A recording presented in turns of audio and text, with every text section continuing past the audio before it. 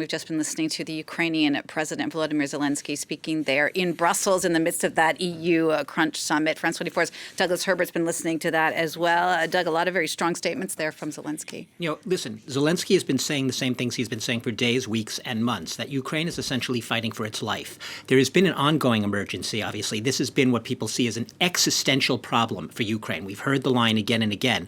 If Russia stops the war, if the war ends now, Russia all just has to withdraw its forces and the war ends. If Russia doesn't do that, if Ukraine were to stop fighting, Ukraine ceases to exist.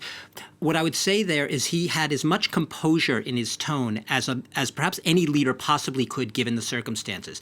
On the reparations, on the money, on the 210 billion euros in total assets that Europe has been struggling to reach some consensus on, to be able to really use to backstop a loan to Ukraine.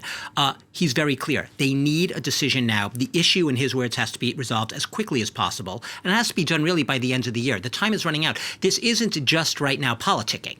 This is more than that. Ukraine, both on the battlefield and to run its government, to pay its civil servants, to run everyday life in Ukraine, it needs this money to get through the next 2 years. So this isn't just cap in hand, hey guys, could you spare a dime? This is really a sense of urgency. The reparations loan for him really isn't an option. He needed that money actually yesterday. But since he didn't get it yesterday, he needs it now and at the very latest by December 31st. As far as the security guarantees, we're very clear, there still is no clarity on that. The U.S. has been vague, has given no real specific details on what it means, a NATO-like security guarantee that isn't Article 5, an attack against one is an attack against all.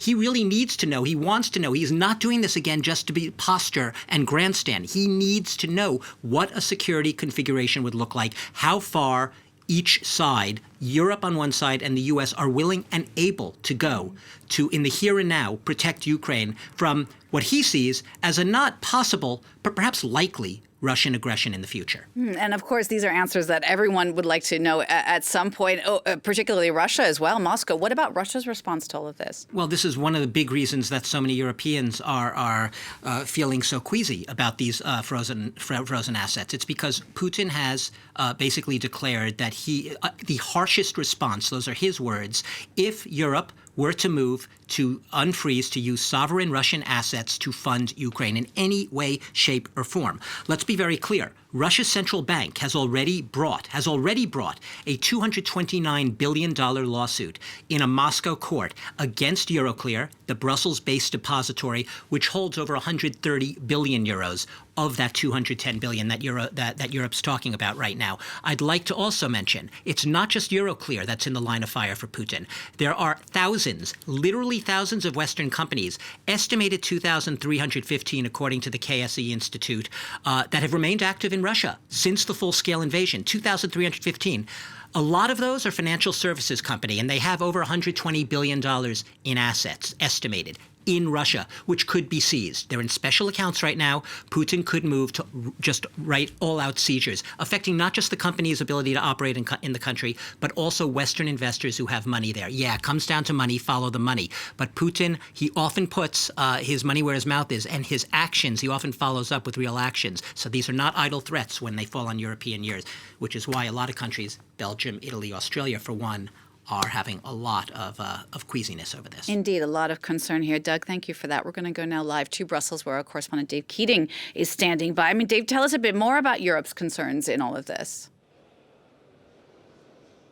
Yeah, we've got President Zelensky still speaking in the room behind me, reflecting a kind of grim mood as the EU seems to be at an impasse here. As Doug was just explaining, Ukraine needs this money. It will run out of money in April, and this summit is the last chance for the EU to get Ukraine that money.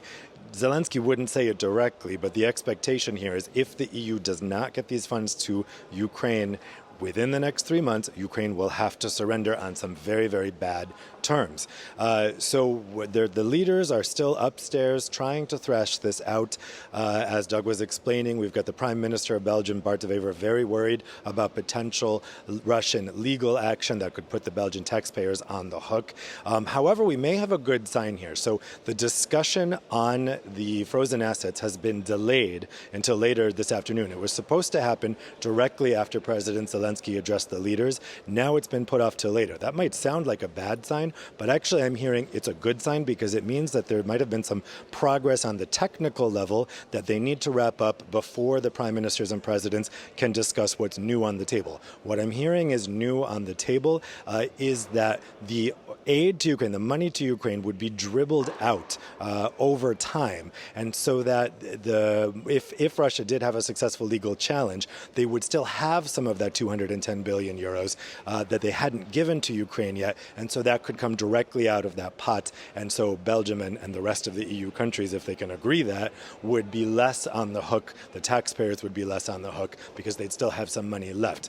Let's see if that's really a breakthrough. We did get a very positive post from the Prime Minister of Poland, Donald Tusk, right now, calling this a major breakthrough that's just happened.